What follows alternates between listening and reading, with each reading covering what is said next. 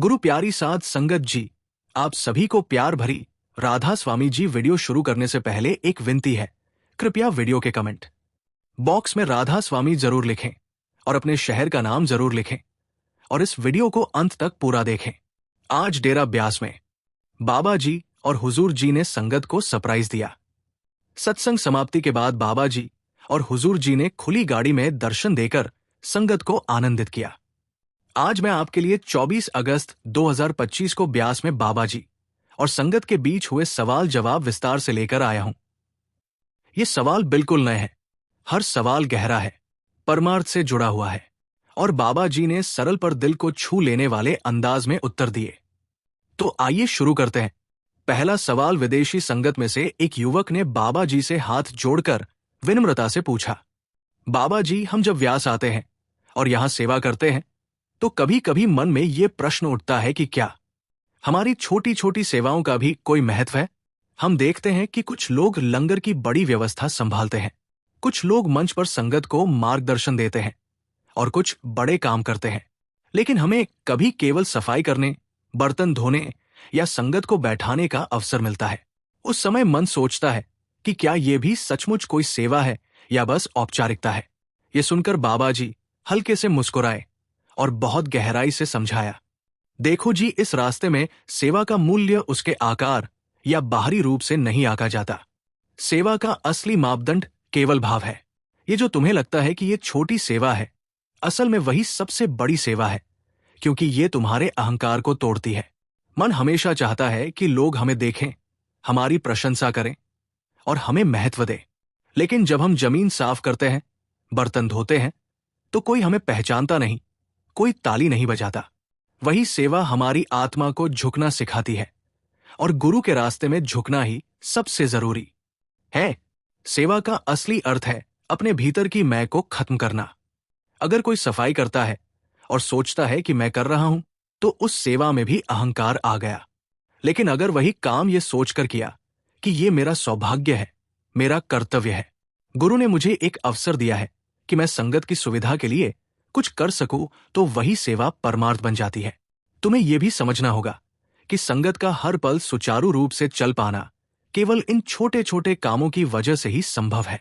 अगर जमीन साफ ना हो, बर्तन ना धुले, जूते व्यवस्थित ना हो, तो कोई भी आराम से सत्संग का आनंद नहीं ले पाएगा। इसीलिए बाहर से देखने पर ये छोटे काम लगते हैं, लेकिन असल में यही नींव है।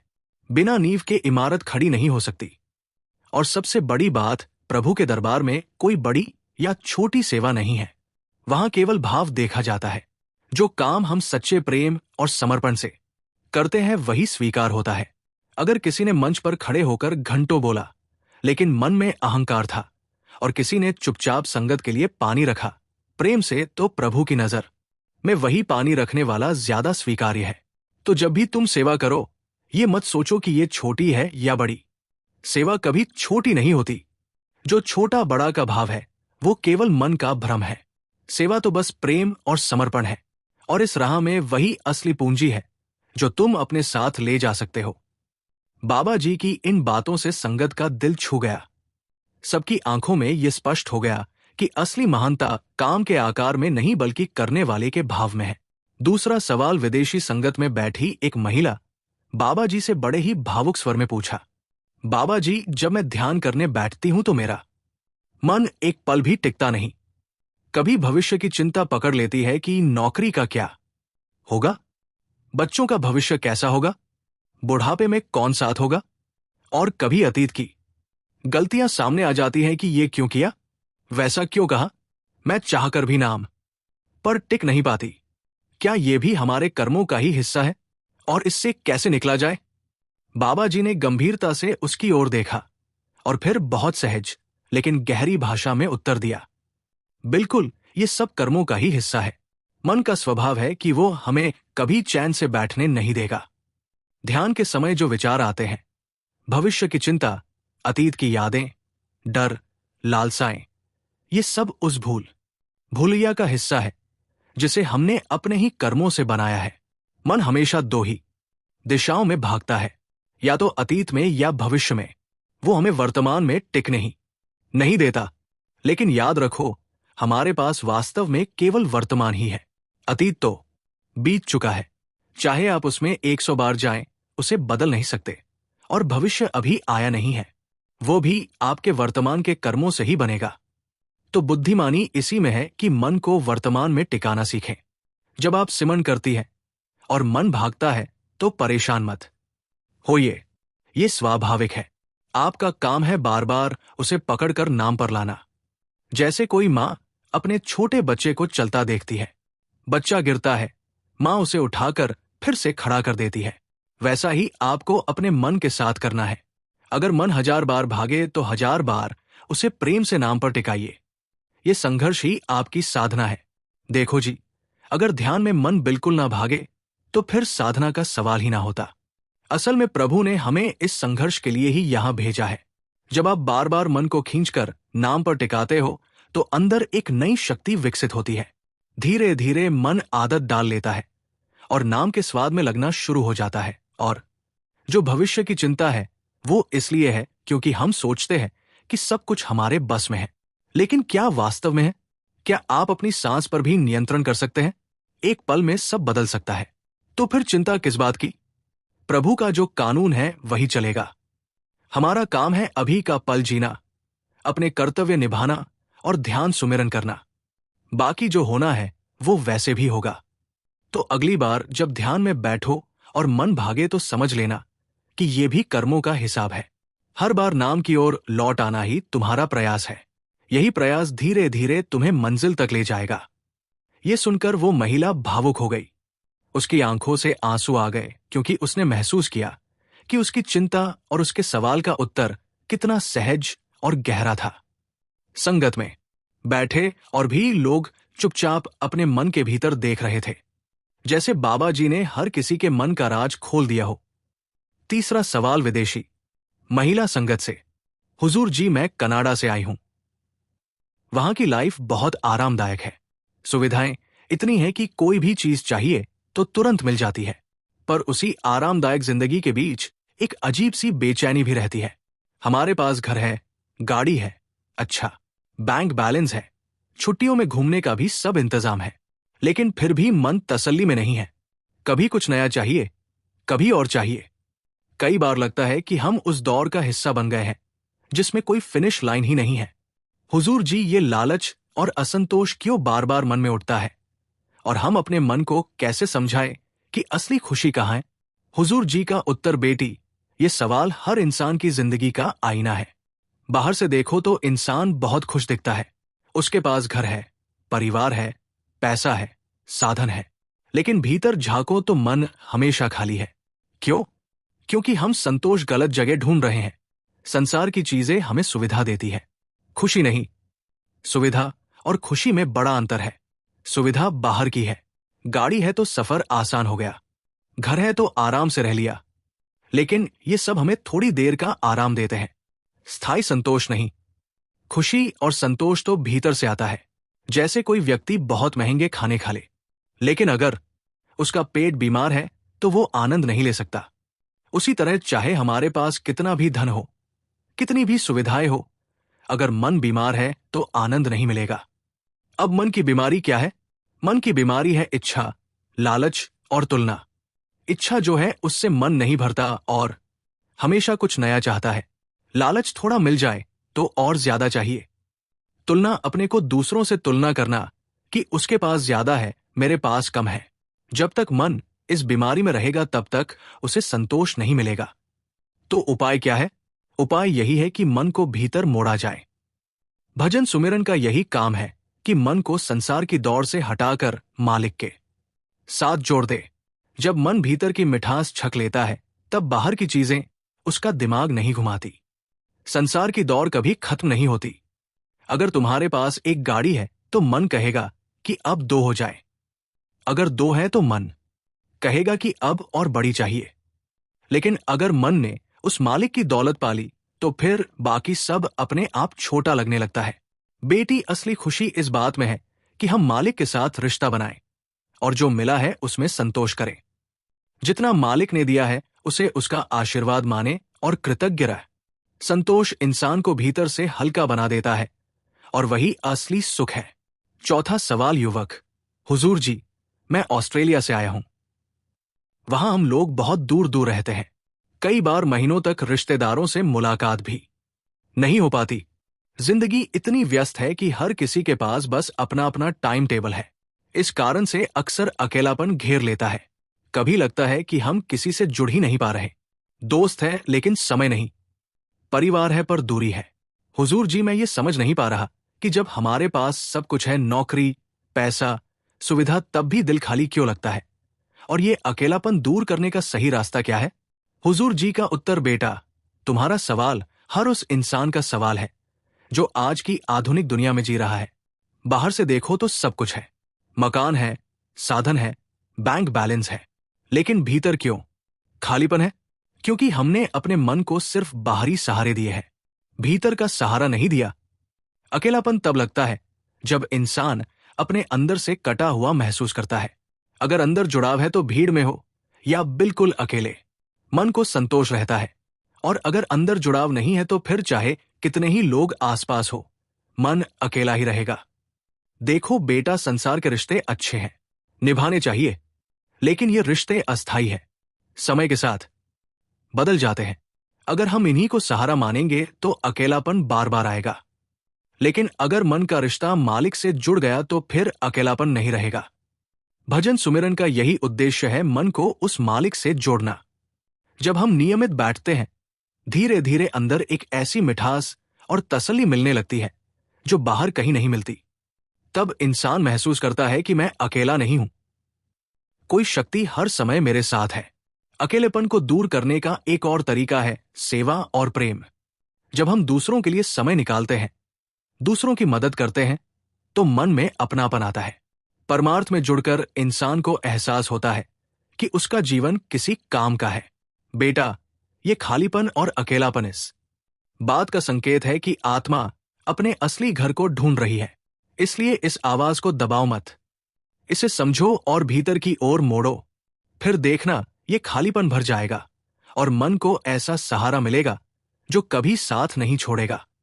अगला सवाल एक युवक ने बाबा जी से बड़े ही सरल लेकिन गहरे भाव से सवाल किया। बाबा जी, हम सुनते हैं कि असली भक्ति तो मन और आत्मा के भीतर है, लेकिन हम अक्सर बाहरी कर्मों में उलझे रहते हैं। कभी लगता है कि अगर बाहर से सब कुछ अच्छा करूं, दान, सेवा, सज्जनता, तो वही काफी है। और कभी लगता है कि अंदर की साधना ही सब कुछ है। असल में हमें समझ नहीं आता कि असली प्राथमिकता किसे देनी चाहिए, बाहरी कर्मों को या अंदर के भजन सुमिरन को। बाबा जी मुस्कुराए और धीरे धीरे समझाने लगे। देखो जी, जीवन को समझने के लिए हमें पहले ये जानना होगा कि बाहर और अंदर अलग नहीं है, दोनों एक ही सिक्के के दो पहलू हैं। बाहर के कर्मों का असर आपके अंदर के भाव पर पड़ता है और अंदर की साधना बाहर के कर्मों को दिशा देती है। अगर कोई कहे कि मैं केवल सेवा करूंगा, दान करूंगा और लोगों से अच्छा व्यवहार करूंगा, लेकिन ध्यान नहीं करूंगा, तो उसका रास्ता अधूरा है। ये ऐसे है जैसे आपने खेत तो बो दिया लेकिन पानी देना भूल गए, बीज सूख जाएगा। और अगर कोई कहे कि मैं केवल ध्यान करूंगा लेकिन बाहर की जिम्मेदारियों से भागूंगा, परिवार और समाज की सेवा नहीं करूंगा, तो वो भी अधूरा है। ये ऐसे है जैसे आपने पौधे को पानी तो दिया, लेकिन धूप और मिट्टी ही न पौधा टिकेगा कैसे? भक्ति का मतलब है जीवन के हर पहलू में प्रभु को याद रखना। जब आप बाहर सेवा करते हैं, संगत के लिए खाना बनाते हैं, सफाई करते हैं, किसी की मदद करते हैं, तो वो भी भक्ति है। और जब आप अंदर बैठकर नाम पर ध्यान करते हैं, तो वो भी भक्ति है। फर्क केवल दृष्टिकोण का है। गुरु नानक देव जी ने भी कहा है कि घर गृहस्थी में रहकर प्रभु को पाना है। यानी ये नहीं कि दुनिया छोड़कर जंगल चले जाए। असली साधना तो यही है, परिवार में, समाज में जिम्मेदारियों में रहते हुए भी मन को प्रभु की ओर जोड़ना। तो तुम्हारे सवाल का जवाब यही है कि बाहर और अंदर में चुनाव मत करो, दोनों जरूरी है। बाहर का काम हमें नम्रता, सहनशीलता और त्याग सिखाता है, और अंदर का भजन सुमिरन हमें आत्मिक शक्ति देता है। जब दोनों का संतुलन बनता है, तभी साधना पूरी होती है। संगत गहराई से सुन रही थी। बाबा जी की इन बातों ने सबको ये एहसास दिला दिया कि साधना का असली स्वरूप सिर्फ भीतर बैठना नहीं, बल्कि बाहर का हर छोटा बड़ा कर्म भी प्रभु की ओर ले जाने का जरिया है। अगला सवाल संगत में से एक बुजुर्ग महिला ने हाथ जोड़कर बड़े ही भावुक स्वर में सवाल किया। बाबा जी, मेरी उम्र अब काफी हो गई है। मैं देखती हूं कि ध्यान में उतनी देर बैठा नहीं जाता। आंखें भारी हो जाती है, शरीर थक जाता है। कभी लगता है कि अब बहुत देर हो गई, शायद मैं मंजिल तक नहीं पहुंच पाऊंगी। क्या बुढ़ापे में हमारी साधना स्वीकार होती है? और अगर हमने पहले जीवन व्यर्थ गवा दिया तो अब क्या उम्मीद रखनी चाहिए? बाबा जी ने उसकी ओर बहुत करुणा भरी नजर से देखा और बड़े प्यार से बोले, देखो जी, प्रभु के दरबार में देर जैसा कोई शब्द नहीं है। इंसान का हिसाब किताब समय से चलता है, पर प्रभु का नहीं। प्रभु तो केवल भाव देखते हैं। ये मत सोचो कि आपने पहले जीवन व्यर्थ गवा दिया और अब देर हो गई। जब तक सांस चल रही है तब तक प्रभु को याद करने का अवसर है। अगर आपने देर से भी शुरुआत की है तो भी वो प्रयास व्यर्थ नहीं जाता। जैसे कोई बच्चा स्कूल देर से आए लेकिन ध्यान लगाकर पढ़े तो वो भी आगे बढ़ सकता है। वैसे ही अगर आप बुढ़ापे में भी नाम का सहारा पकड़ लें तो प्रभु उसकी भी कद्र करते हैं। हाँ, ये सही है कि उम्र बढ़ने के साथ शरीर साथ नहीं देता, लेकिन प्रभु आपसे शरीर की मेहनत नहीं मांगते। वो तो दिल का भाव देखते हैं। अगर शरीर थकता है तो मन को नाम की ओर लगाइए। अगर आंखें बंद नहीं हो रही तो भी दिल से नाम जपते रहिए। अगर बैठने की शक्ति नहीं तो लेटे भी सिमरन कीजिए। गुरु की कृपा से एक एक नाम का प्रभाव गहरा होता है।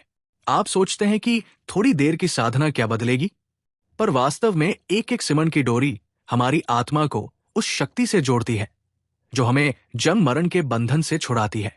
और याद रखो, प्रभु को कोई ये नहीं कह सकता कि अब देर हो गई। वो तो दयालु पिता है।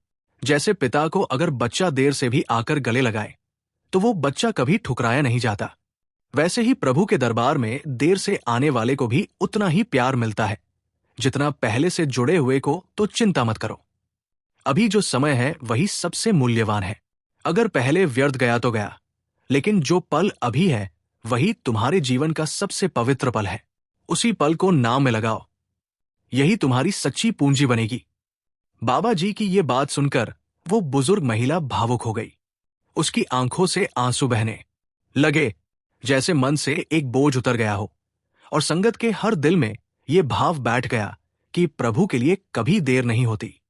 हर पल नया आरंभ हो सकता है।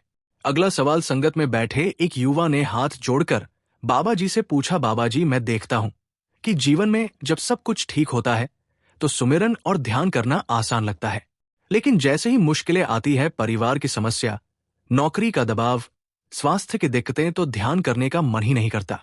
उस समय लगता है कि प्रार्थना का भी कोई असर नहीं है। बाबा जी, ऐसे समय में हम मन को कैसे संभालें और ध्यान में कैसे लगाएं? बाबा जी ने मुस्कुराकर गहरी आवाज में उत्तर दिया, देखो जी, यही तो जीवन की परीक्षा है। अगर सब कुछ ठीक हो और तब हम सिमरन करें तो वो सहज है, लेकिन असली साधना तब है जब परिस्थितियां कठिन हो।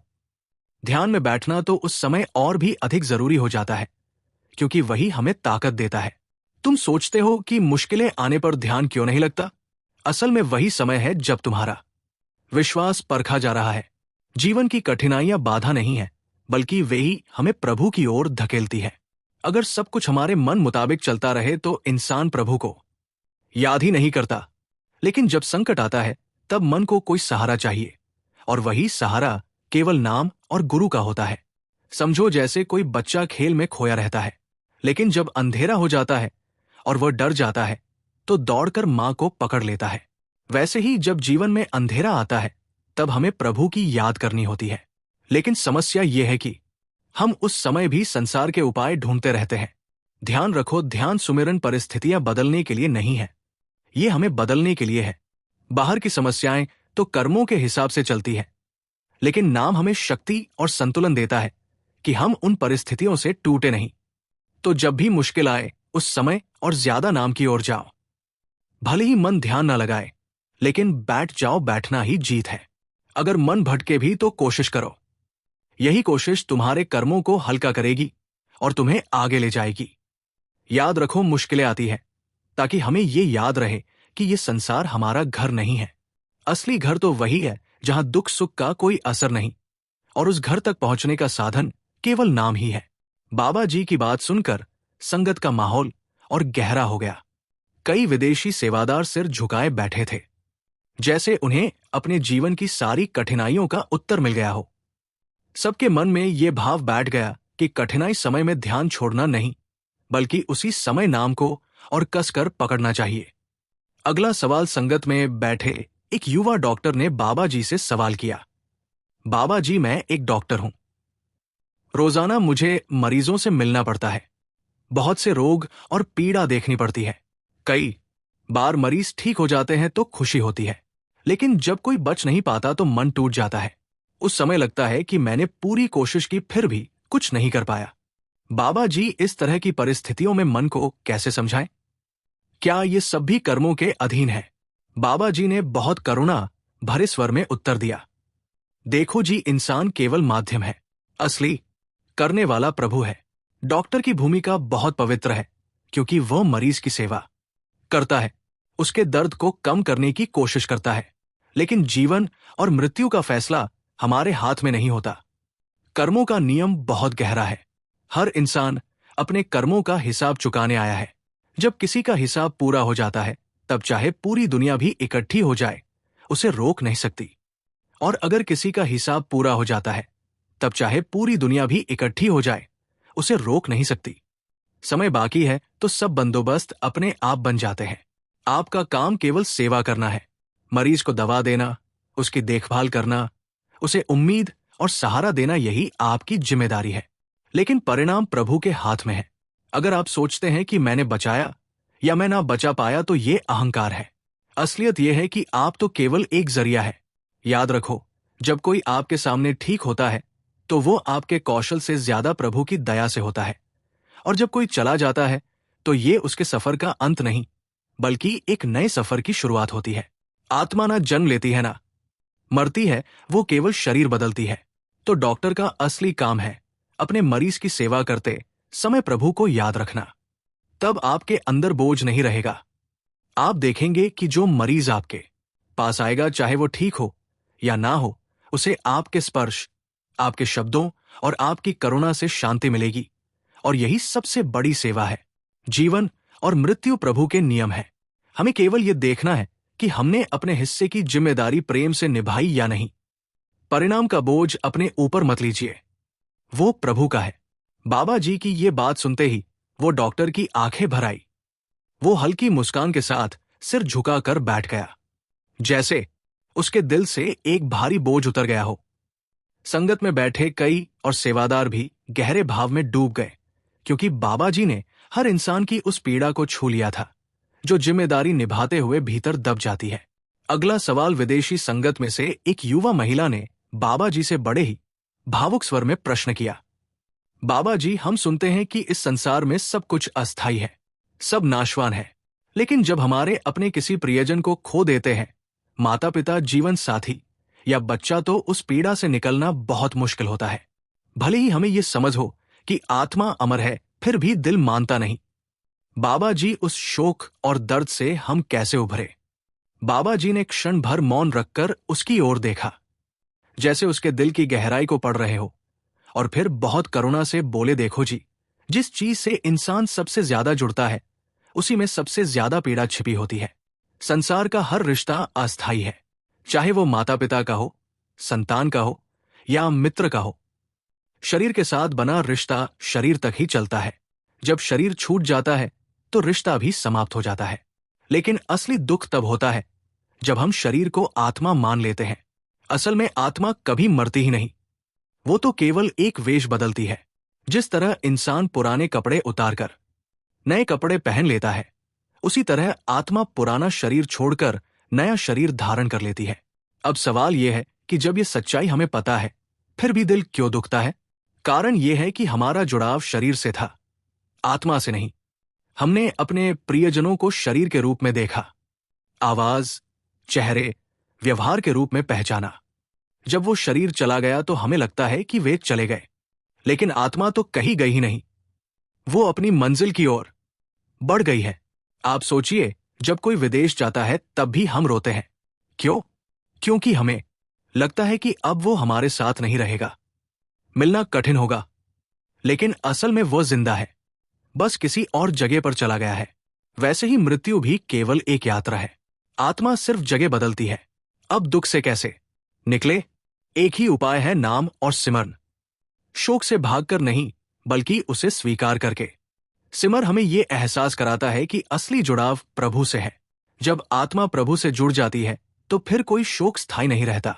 याद रखो, अगर आप वास्तव में अपने प्रियजनों के लिए कुछ करना चाहते हैं तो उनके लिए प्रभु से दुआ कीजिए।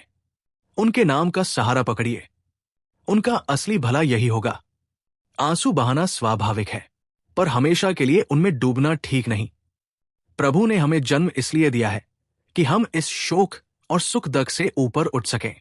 तो जब भी किसी को खोने का दुख आए तो उसे एक याद दिलाने वाला संकेत मानिए कि यह संसार स्थायी नहीं है। असली घर तो वही है जहां से हम सब आए हैं, और जहां हमें लौट कर जाना है वही असली मिलन है। बाबा जी की बात सुनते ही संगत का माहौल बहुत भावुक हो गया। कई विदेशी संगत के चेहरे आंसुओं से भीग गए। सबको ऐसा लगा कि बाबा जी ने उनके दिल के सबसे गहरे घाव पर मरहम रख दिया। अगला सवाल संगत में बैठे एक युवक ने बाबा जी से किया। बाबा जी, मैं अक्सर सोचता हूं कि भगवान को किस रूप में याद करूं। कोई कहता है कि वह प्रकाश है, कोई कहता है कि वह निराकार है, कोई कहता है कि वह किसी रूप में मिलता है, लेकिन मन को तो हमेशा कोई तस्वीर, कोई छवि पकड़ने की आदत होती है। अगर भगवान निराकार है तो हम मन को कैसे समझाएं कि वो किसे याद करें, और साधना में हमें किसकी ओर ध्यान लगाना चाहिए? बाबा जी ने मुस्कुराते हुए गहरी और सदी हुई आवाज में कहा, देखो जी, मन हमेशा रूप चाहता है, उसे किसी ना किसी छवि से लगाव चाहिए। लेकिन प्रभु की असली पहचान किसी रूप या छवि से नहीं होती। प्रभु ना तो किसी तस्वीर में कैद हो सकता है, ना ही किसी मूर्ति में। वो सर्वव्यापी है, हर जगह है। तुम पूछते हो कि साधना में किसे याद करें? गुरु का काम ही यही है कि वह हमें प्रभु तक पहुंचने का तरीका सिखाए। गुरु हमें नाम का सहारा देता है। ये नाम ही वो कड़ी है जो निराकार प्रभु तक ले जाती है। समझो जैसे रेडियो की तरंगे चारों ओर फैली हुई है, पर हमें सुनाई नहीं देती। जब हम सही फ्रीक्वेंसी पर ट्यून करते हैं तभी वे आवाज में बदल जाती है। वैसे ही प्रभु हर जगह है, लेकिन जब तक मन नाम पर ट्यून नहीं होता तब तक हमें अनुभव नहीं होता। अब तुम कहते हो कि मन को तस्वीर की आदत है। ये आदत धीरे धीरे छूटती है। शुरुआत में मन को संभालने के लिए गुरु हमें नाम की डोरी देता है। जब मन बार बार नाम से जुड़ता है तो धीरे धीरे तस्वीर और रूप की जरूरत कम हो जाती है। फिर मन अंदर उस ज्योति, उस अनहद नाद की ओर खींचने लगता है। यही असली साधना है। प्रभु को पकड़ने के लिए हमें किसी छवि की जरूरत नहीं, वो हमारे दिल की गहराई में पहले से मौजूद है। जब हम ध्यान करते हैं, नाम पर टिकते हैं, तो वो पर्दा हटने लगता है। फिर मन को खुद ब खुद अनुभव होने लगता है कि ये शक्ति निराकार होते हुए भी कितनी सजीव और करीब है। याद रखो, निराकार को समझने के लिए शब्द नहीं, अनुभव चाहिए। और अनुभव तभी होगा जब हम गुरु द्वारा दिए नाम पर टिकेंगे। बाकी सब समझ केवल किताबों और बहस तक रह जाएगी। असली तृप्ति तो अनुभव से ही मिलेगी। इन शब्दों ने संगत को गहरे मौन में पहुंचा दिया। हर किसी को यह महसूस हुआ कि प्रभु को किसी तस्वीर या रूप में बांधना नहीं, बल्कि नाम पर टिककर उसे जीवित अनुभव करना ही असली रास्ता है। अगला सवाल संगत में से एक वृद्ध सज्जन ने हाथ जोड़कर बाबा जी से प्रश्न किया। बाबा जी, मैं देखता हूं कि मन बहुत चंचल है। जब ध्यान लगाने बैठता हूं तो कभी पुराने कर्मों की यादें सामने आ जाती है, कभी भविष्य की चिंता मन को घेर लेती है। ऐसा लगता है जैसे मन कभी भी स्थिर नहीं होता। बाबा जी, क्या वास्तव में मन को काबू किया जा सकता है? और अगर हाँ तो वो कैसे? बाबा जी ने मुस्कुराकर बहुत सहज और गहरी आवाज में उत्तर दिया। देखो जी, अगर मन को पूरी तरह काबू करना इंसान के बस में होता तो फिर गुरु और प्रभु की जरूरत ही ना पड़ती। मन अपने आप शांत नहीं होता, क्योंकि ये संसार से जुड़ा हुआ है। ये बार बार बाहर भागना चाहता है। समझो जैसे हवा में बंधा हुआ पतंग है। अगर डोरी ना हो तो वो बेकाबू होकर कहीं भी चला जाएगा, लेकिन जब डोरी पकड़कर खींचते हैं तो पतंग नियंत्रित रहता है। वैसे ही मन की डोरी नाम है। जब मन नाम से जुड़ता है तो धीरे धीरे उसका बेकाबूपन कम होने लगता है। अब आप कहेंगे कि जब बैठते हैं तो मन भटक जाता है। ये स्वाभाविक है। मन सालों साल बाहर दौड़ता रहा है, उसे अचानक अंदर बैठने की आदत नहीं पड़ेगी। जैसे एक छोटे बच्चे को पढ़ने बैठाओ तो वो तुरंत किताब पर नहीं टिकता, बार बार इधर उधर भागता है। लेकिन धैर्य से रोज बैठाते रहो तो धीरे धीरे उसकी आदत बन जाती है। इसी तरह जब हम ध्यान में बैठते हैं तो हमें लग सकता है कि मन शांत नहीं हो रहा, लेकिन हर बार बैठना, हर बार कोशिश करना, ये सब गिनती में आता है। गुरु यही चाहते हैं कि हम प्रयास करें। मन का काम है भटकना और हमारा काम है उसे बार बार नाम पर टिकाना। ध्यान रखो, मन को दबाकर नहीं, प्यार से संभालना है। जितना ज्यादा विरोध करोगे उतना वह और भागेगा। लेकिन अगर धैर्य से, नियमित अभ्यास से नाम पर टिकाते रहो तो वो धीरे धीरे सहज हो जाएगा। और हां, पूरी तरह मन को काबू करना इंसान के बस में नहीं, वो केवल प्रभु की दया और गुरु की कृपा से होता है। हमारा काम है कोशिश करना, फल प्रभु के हाथ में है। जैसे किसान बीज बो सकता है, पानी दे सकता है, पर अंकुर फूटेगा या नहीं, ये प्रकृति तय करती है। वैसे ही साधक का काम है नाम की डोरी पकड़ना। और फिर प्रभु अपनी कृपा से मन को वश में कर लेता है तो चिंता मत करो। अगर मन भागे भी तो बैठते रहो। यही निरंतरता ही साधना का असली रहस्य है। इन शब्दों से पूरी संगत को जैसे आत्मविश्वास मिल गया। सबके दिल में ये भाव बैठ गया कि भटकाव रुकावट नहीं बल्कि साधना का ही हिस्सा है, और नाम पर टिके रहने से एक दिन मन अपने आप समर्पित हो जाएगा।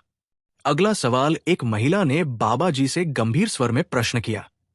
बाबा जी, हम सब जीवन में कई तरह की कठिनाइयों और परीक्षाओं से गुजरते हैं। कभी बीमारी, कभी आर्थिक समस्या, कभी रिश्तों में तनाव। इन हालात में अक्सर मन में सवाल उठता है कि प्रभु इतना कष्ट क्यों देता है? अगर वो दयालु है तो हमें दर्द में क्यों डालता है? बाबा जी ने बड़े धैर्य और करुणा से उत्तर दिया, देखो जी, प्रभु किसी को कष्ट नहीं देता। जो भी सुख दुख हमें मिलता है वो हमारे अपने कर्मों का परिणाम है। प्रभु तो केवल हमें अवसर देता है कि हम अपने पुराने हिसाब किताब निपटा सकें। समझो, जैसे कोई विद्यार्थी परीक्षा देता है। परीक्षा का उद्देश्य उसे सज्जा देना नहीं होता, बल्कि ये देखने के लिए होता है कि उसने क्या सीखा है। वैसे ही जीवन की कठिनाइयां, परीक्षाएं हैं जो हमें मजबूत बनाती है और हमें प्रभु की ओर मोड़ती है। अब सवाल यह है कि जब दुख आता है तो हम क्यों टूट जाते हैं? कारण यह है कि हम सोचते हैं सब कुछ हमारे बस में है, लेकिन जब कठिनाई आती है तो अहंकार टूटता है और हमें एहसास होता है कि असली सहारा तो प्रभु ही है। जैसे सोने को आग में डालकर शुद्ध किया जाता है, वैसे ही आत्मा दुखों के अनुभव से परिपक्व होती है। अगर जीवन में केवल सुख ही होता तो इंसान कभी प्रभु की ओर ना जाता। दुख हमें याद दिलाता है कि ये संसार स्थायी नहीं है, असली घर कहीं और है। फिर भी ये मत समझो कि प्रभु कठोर है। जब बच्चा गलती करता है तो माँ बाप उसे समझाने के लिए थोड़ा अनुशासन करते हैं। उनका उद्देश्य उसे चोट पहुंचाना नहीं बल्कि सुधारना होता है। वैसे ही प्रभु भी हमें कठिनाइयों के माध्यम से सिखाता है। असल में दुख और सुख दोनों हमें प्रभु के करीब लाने के साधन हैं। सुख हमें आभार सिखाता है और दुख हमें समर्पण। अगर हम इन दोनों को संतुलन से स्वीकार कर लें तो जीवन सहज हो जाएगा। याद रखो, दुख स्थायी नहीं है, ये भी बीत जाएगा, लेकिन जो सबक ये देकर जाएगा वो आत्मा को ऊंचाई की ओर ले जाएगा। इसलिए दुख को सज्जा ना समझो, इसे अवसर समझो प्रभु के और करीब जाने का। ये उत्तर सुनते ही संगत में गहरा सन्नाटा छा गया। सबको ऐसा महसूस हुआ मानो बाबा जी ने उनके दिल का बोझ हल्का कर दिया हो। संगत की आंखें नम हो गई, क्योंकि उन्होंने अपने अपने जीवन के संघर्षों को इस दृष्टिकोण से पहले कभी नहीं देखा था। अगला एक मध्यम आयु के सज्जन ने बाबा जी से बड़े विनम्र भाव से प्रश्न किया, बाबा जी, जब हम सत्संग सुनते हैं या आपके दर्शन करते हैं तो मन बहुत शांत और हल्का महसूस करता है, लेकिन जैसे ही हम अपनी रोजमर्रा की जिंदगी में लौटते हैं, काम, परिवार और दुनिया की जिम्मेदारियों में, वो शांति गायब हो जाती है। फिर वही चिंता, तनाव और मन का खींचतान शुरू हो जाता है। बाबा जी, हम उस शांति को स्थायी कैसे बना सकते हैं? बाबा जी ने गहरे स्वर में उत्तर दिया, देखो जी, सत्संग और दर्शन हमें ये याद दिलाने के लिए है कि असली सहारा कहाँ है। जैसे बिजली का बल्ब हो पर अगर तार बार बार छूट जाए तो रोशनी टिकती नहीं, उसी तरह जब हम सत्संग सुनते हैं तो तार जुड़ जाता है और मन रोशन हो जाता है। लेकिन जब हम बाहर जाकर फिर से दुनियावी चिंताओं में उलझ जाते हैं तो वो तार ढीला पड़ जाता है और अंधेरा छा जाता है। अब सवाल है कि रोशनी को स्थायी कैसे करें। उसके लिए जरूरी है रोज नाम और सिमरन। सत्संग बाहर से समझ देता है, लेकिन सिमरन भीतर से शक्ति देता है। अगर हम केवल सत्संग पर निर्भर रहे और अभ्यास ना करें तो शांति टिकेगी नहीं। समझो जैसे कोई इंसान दवा की दुकान पर जाए, डॉक्टर की बातें सुने पर दवा ना ले तो फायदा नहीं होगा। सत्संग सुनना डॉक्टर की सलाह की तरह है और सिमरन करना दवा लेने जैसा। दोनों साथ होंगे तभी बीमारी, मन की अशांति दूर होगी। और हां, जीवन की जिम्मेदारियां खत्म नहीं होंगी। काम, परिवार, रिश्ते सब चलेंगे। पर अगर मन भीतर से नाम पर टिका हो तो बाहर की जिम्मेदारियां बोझ नहीं लगेंगी। फर्क ये नहीं कि परिस्थितियां कैसी है, फर्क ये है कि हम उन्हें किस दृष्टिकोण से देखते हैं। जैसे नाव पानी में रहती है, पर अगर पानी नाव के अंदर आ जाए तो नाव डूब जाती है।